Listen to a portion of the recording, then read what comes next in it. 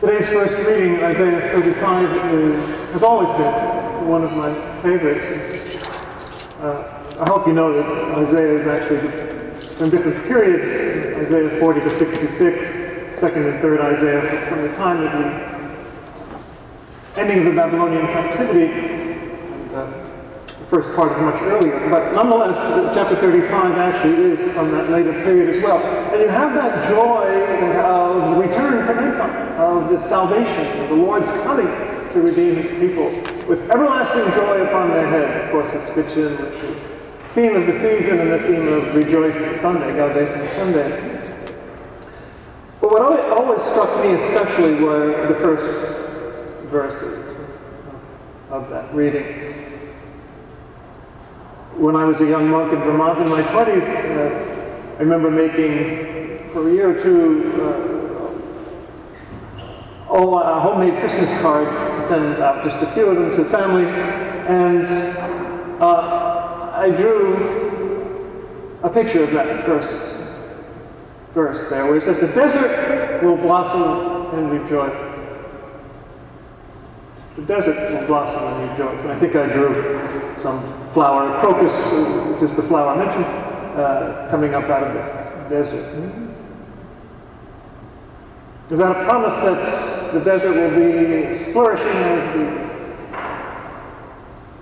fruitful, fertile lands that normally are?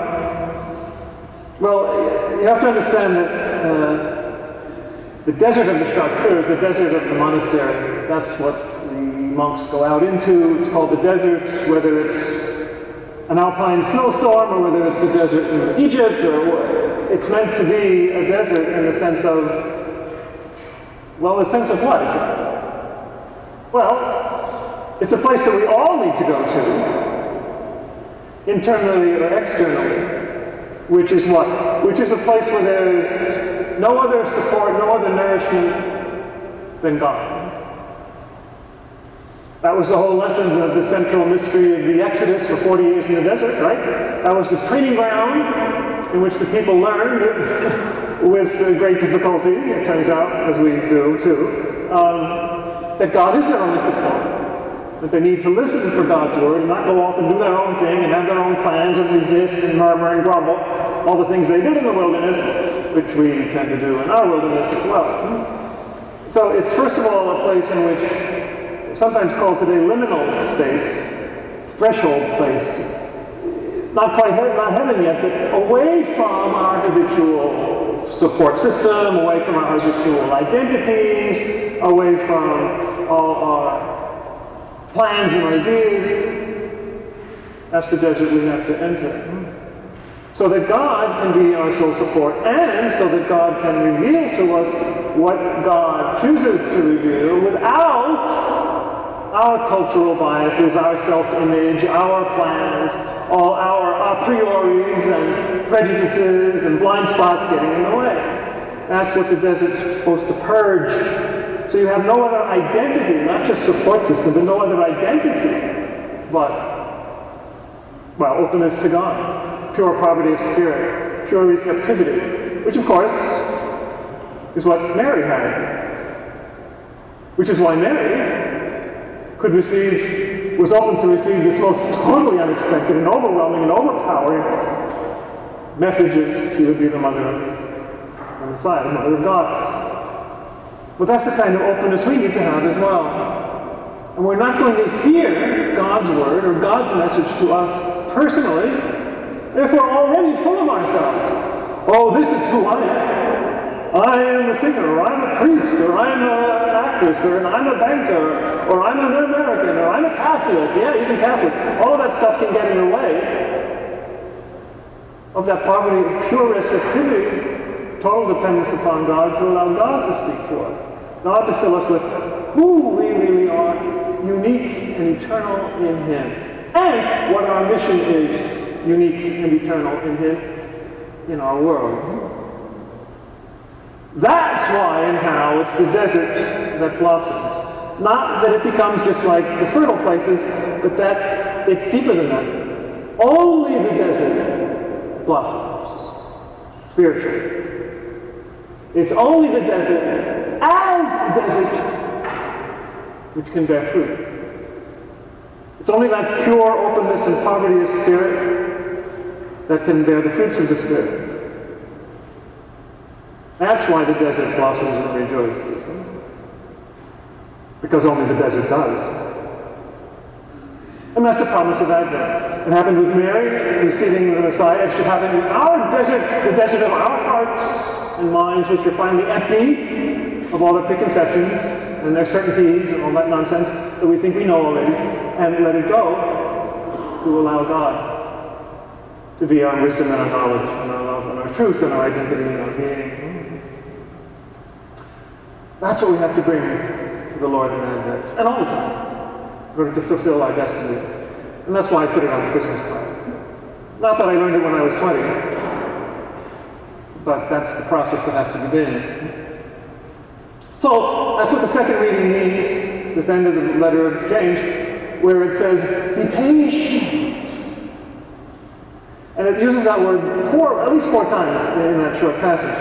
Be patient, wait, expect, be patient. And the word in Greek actually means be big-spirited. That's the macrothemista in Greek means, be translated be patient, but it means be big-spirited. Expand your spirit.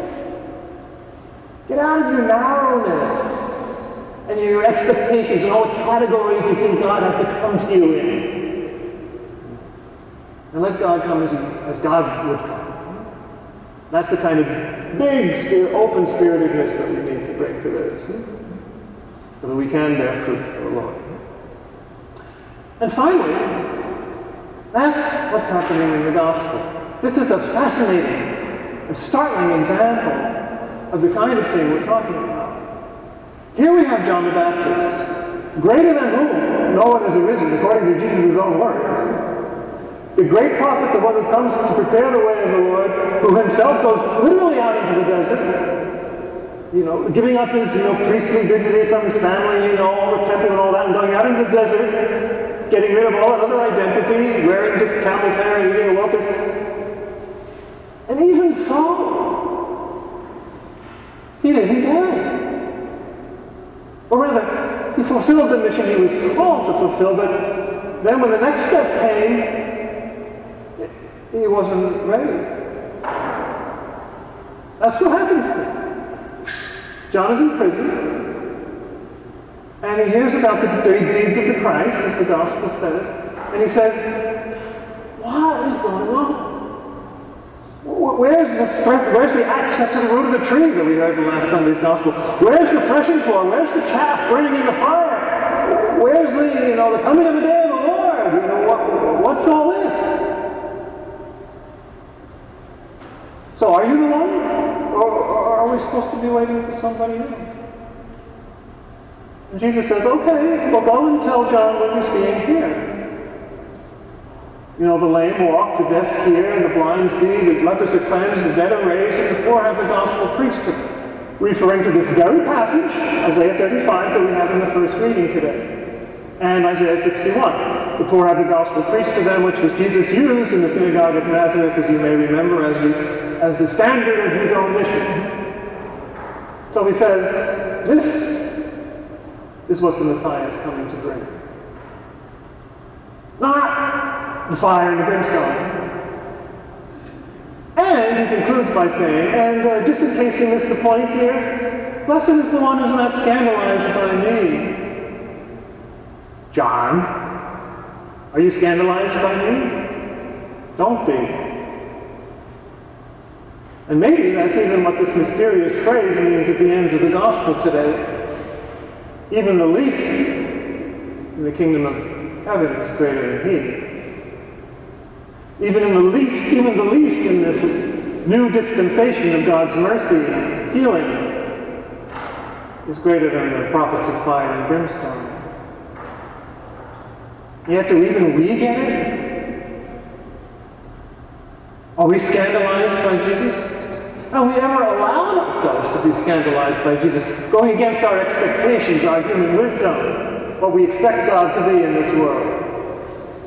And let him be the least, let Jesus himself be the least in the kingdom when he says, I am your brother and sister out on the sidewalk there, hungry and thirsty and a stranger and naked. Are we scandalized by that? Have we ever really allowed this gospel message, preached to the poor, of God's healing and mercy to take over our hearts and minds? The gospel, for example, of nonviolence? When have we ever taken that seriously? Either on an individual or community or international level. We're scandalized by that. So we focus on some other thing, so we don't have to take what's really serious. We strain out gnats and swallow camels, as Jesus says. We miss the point. We focus on some little topical, cultural thing. Or poor, blessed are the poor, and how hard it is for a rich man to enter the kingdom of heaven. Are we scandalized by that? When have you ever taken that seriously? So you see, that's why we need to have no other agenda, no other support, no other identity, no other claim than God, so we can receive what would otherwise definitely scandalize us. And if it scandalizes the greatest born of women, the great St. John the Baptist, it's certainly going to scandalize us. So go out into the desert and prepare the way of the Lord. Let the proud be brought down, the mountains are brought down, and the rough way smooth, and the crooked straight. Let God challenge and scandalize you. But if you're poor enough in spirit, your desert will blossom and rejoice with God's true message. Otherwise, as has happened so often in our personal lives and in Christian history, the ego will take over. Use it and change it to fit its own expectations, its own agenda. Instead of letting ourselves be scandalized by Jesus, where weakness is power. When have we ever taken that seriously? Weakness is power. Weakness is power. Foolishness is wisdom. Scandalous. Are we a desert enough to receive that and bear the fruits of the Spirit? Or do we just turn Jesus into what we expected him to be all along?